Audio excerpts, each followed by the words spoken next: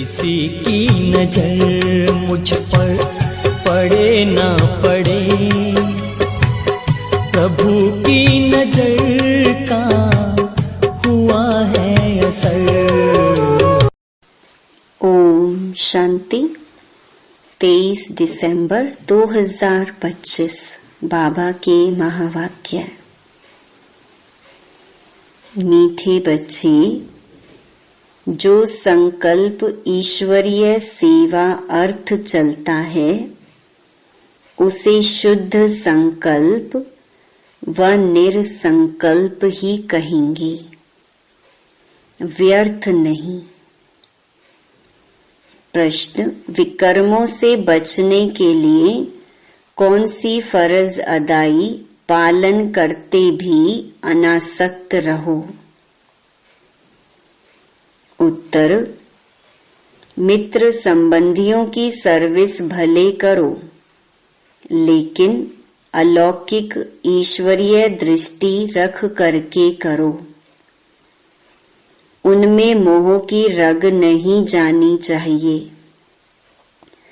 अगर किसी विकारी संबंध से संकल्प भी चलता है तो वह विकर्म बन जाता है।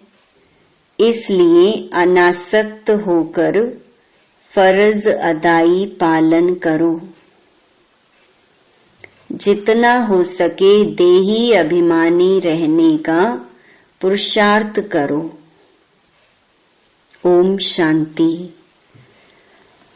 आज तुम बच्चों को संकल्प, विकल्प, निरसंकल्प अथवा कर्म, अकर्म और विकर्म पर समझाया जाता है। जब तक तुम यहाँ हो तब तक तुम्हारे संकल्प जरूर चलेंगे। संकल्प धारण किए बिना कोई मनुष्य एक क्षण भी रह नहीं सकता है। अब यह संकल्प यहाँ भी चलेंगे, सतयुग में भी चलेंगे और अज्ञान काल में भी चलते हैं, परंतु ज्ञान में आने से संकल्प नहीं, क्योंकि तुम ईश्वरीय सेवा अर्थ निमित्त बने हो। तो जो यज्ञ अर्थ संकल्प चलता वह संकल्प नहीं, वह निरसंकल्प ही है। बाकी जो फालतू संकल्प चलते हैं अर्थात कलयुगी संसार और कलयुगी मित्र संबंधियों के प्रति चलते हैं, वह विकल्प कहे जाते हैं, जिससे ही विकर्म बनते हैं और विकर्मों से दुख प्राप्त होता है। बाकी जो यज्ञ प्रति अथवा ईश्वरीय सेवा प्रति संकल्प चलता है वह गोया निरसंकल्प हो गया। शुद्ध संकल्प सर्विस प्रति भले चले। देखो बाबा यहाँ बैठा है, तुम बच्चों को संभालने अर्थ, उसकी सर्विस करने अर्थ माँ बाप का संकल्प जरूर चलता है, परंतु यह संकल्प नहीं, इससे विकर्म नहीं बनता है। परंतु यदि किसी का विकारी संबंध प्रति संकल्प चलता है तो उनका विकर्म अवश्य ही बनता है।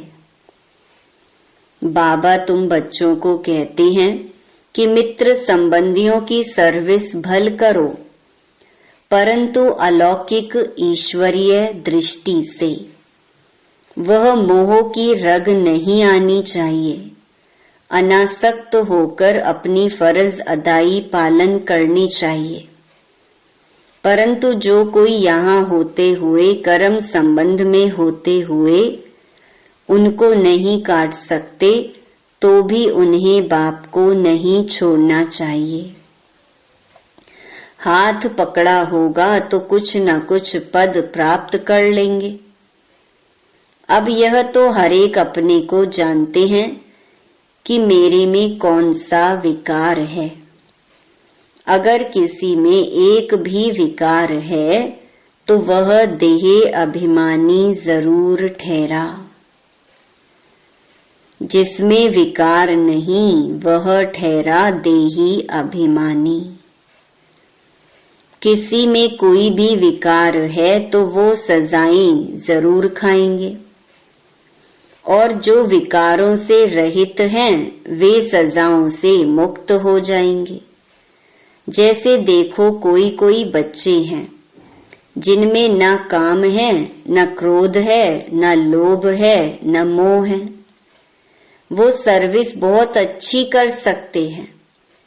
अब उन्हों की बहुत ज्ञान विज्ञानमय अवस्था है।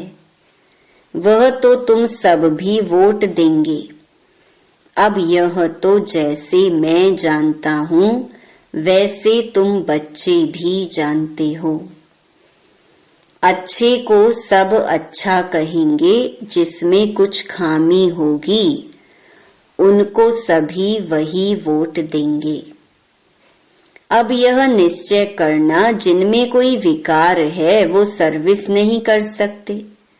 जो विकार प्रूफ हैं वो सर्विस कर औरों को आप समान बना सकेंगे। इसलिए विकारों पर पूर्ण जीत चाहिए, विकल्प पर पूर्ण जीत चाहिए। ईश्वर अर्थ संकल्प को निरसंकल्प कह सकते हैं। वास्तव में निरसंकल्पता उसी को कहा जाता है जो संकल्प चले ही नहीं, दुख सुख से न्यारा हो जाए। वह तो अंत में जब तुम हिसाब किताब चुकतू कर चले जाते हो, वहां दुख सुख से न्यारी अवस्था में तब कोई संकल्प नहीं चलता। उस समय कर्म अकर्म दोनों से परे अकर्मी अवस्था में रहते हो। यहाँ तुम्हारा संकल्प जरूर चलेगा, क्योंकि तुम सारी दुनिया को शुद्ध बनाने अर्थ निमित्त बने हुए हो, तो उसके लिए तुम्हारे शुद्ध संकल्प जरूर चलेंगे। सतयुग में शुद्ध संकल्प चलने के कारण संकल्प संकल्प नहीं, कर्म करते भी कर्म बंधन नहीं बनता। समझा? अब कर्म अकर्म और विकर्म की गति तो बाप ही समझा सकते हैं। वही विकर्मों से छुड़ाने वाला है जो इस संगम पर तुमको पढ़ा रहे हैं।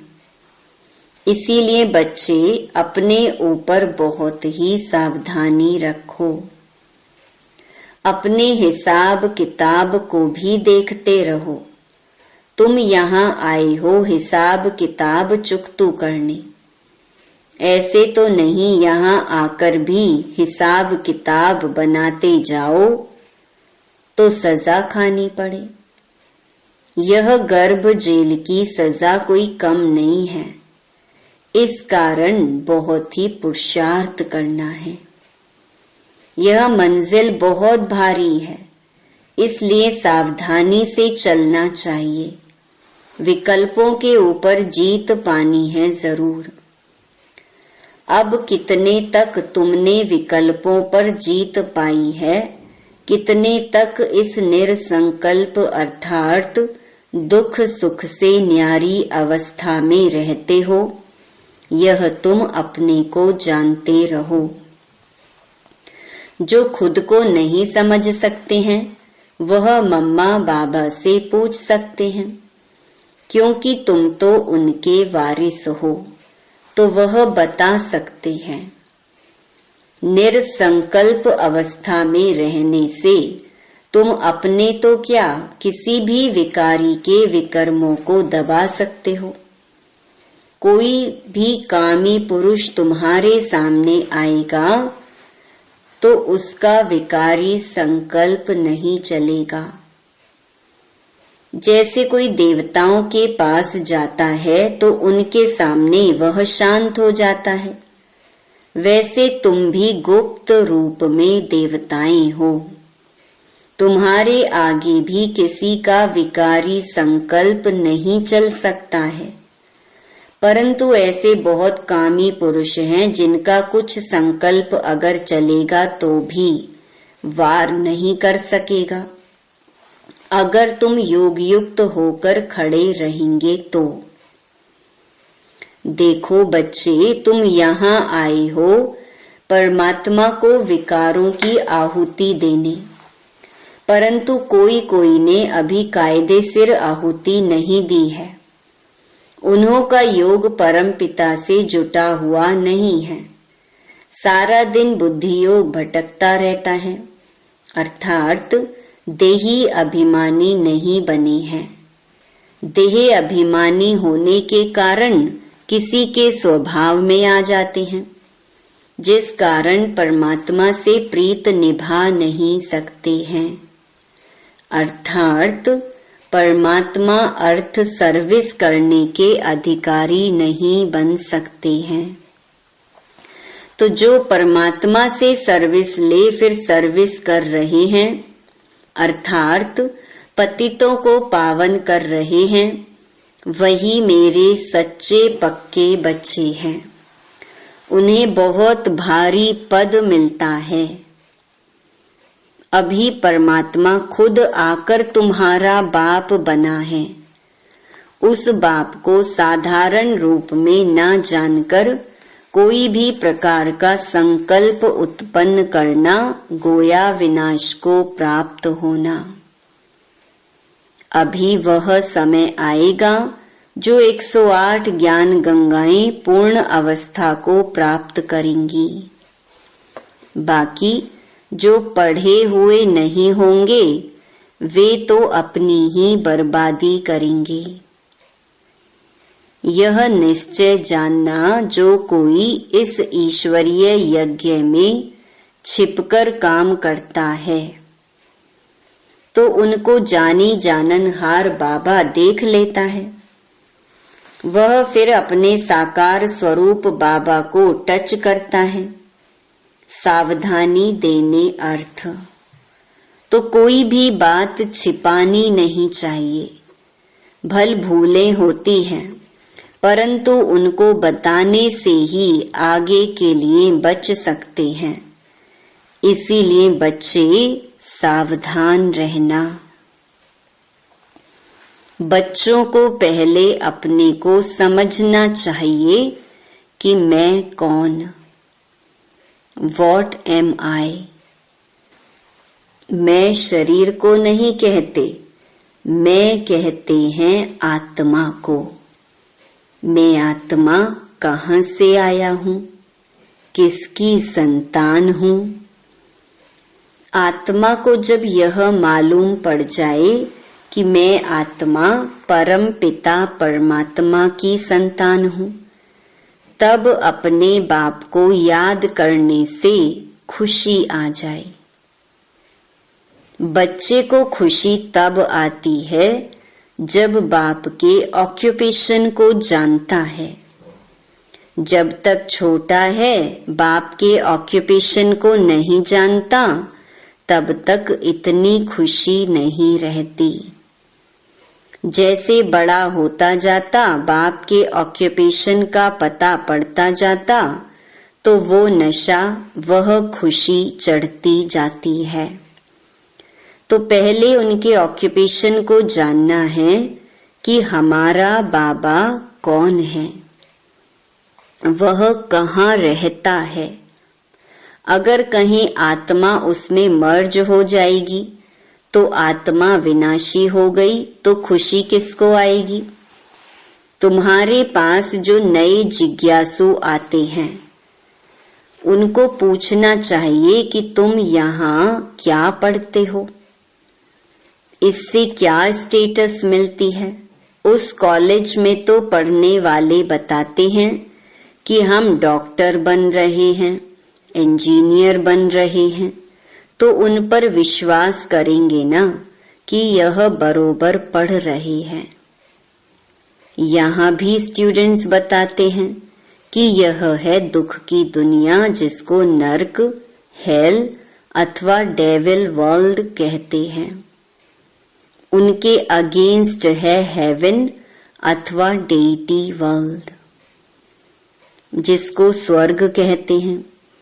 यह तो सभी जानते हैं, समझ भी सकते हैं कि यह वह स्वर्ग नहीं है, यह नरक है अथवा दुख की दुनिया है, पाप आत्माओं की दुनिया है। तब तो उसको पुकारते हैं कि हमको पुण्य की दुनिया में ले चलो। तो यह बच्चे जो पढ़ रहे हैं वह जानते हैं कि हमको बाबा उस पुण्य की दुनिया में ले चल रहे हैं। तो जो नए स्टूडेंट आते हैं उनको बच्चों से पूछना चाहिए, बच्चों से पढ़ना चाहिए। वह अपने टीचर का अथवा बाप का ऑक्यूपेशन बता सकते हैं। बाप थोड़े ही अपनी सराहना खुद बैठ करेंगे, टीचर अपनी महिमा खुद सुनाएगा क्या? वह तो स्टूडेंट सुनाएंगे कि यह ऐसा टीचर है। तब कहते हैं स्टूडेंट्स शोज मास्टर। तुम बच्चे जो इतना कोर्स पढ़कर आए हो, तुम्हारा काम है नयों को बैठ समझाना। बाकी टीचर जो बीए एमए पढ़ा रहे हैं वह बैठ नए स्टूडेंट को ABC सिखलाएंगे क्या? कोई कोई स्टूडेंट अच्छे होशियार होते हैं, वह दूसरों को भी पढ़ाते हैं। उसमें माता गुरु तो मशहूर है। यह है डेटी धर्म की पहली माता, जिसको जगदम्बा कहते हैं। माता की बहुत महिमा है।